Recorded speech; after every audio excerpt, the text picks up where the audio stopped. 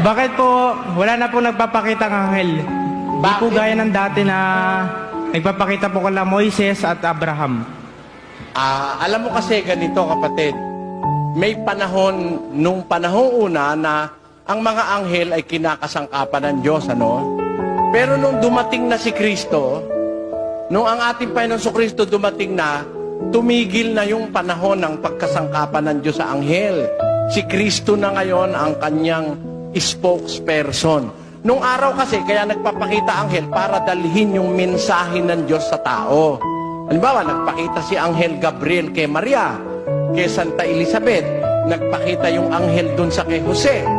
Kasi sila ang tagapagdala ng mensahe ng Diyos sa tao. Pero sa panahon si Kristo na ay bumaba, yung kanyang aral ipinasulat na, kay Kristo na tayo makakakuha ng aral ng Diyos.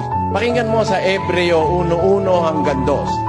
Ang Diyos na nagsalita ng unang panahon sa ating mga magulang sa iba't ibang panahon at sa iba't ibang paraan sa pamamagitan ng mga propeta ay nagsalita sa atin sa mga huling araw na ito sa pamamagitan ng kaniyang anak. Ngayon, ang pagsasalita ng Diyos sa pamamagitan ng kanyang anak.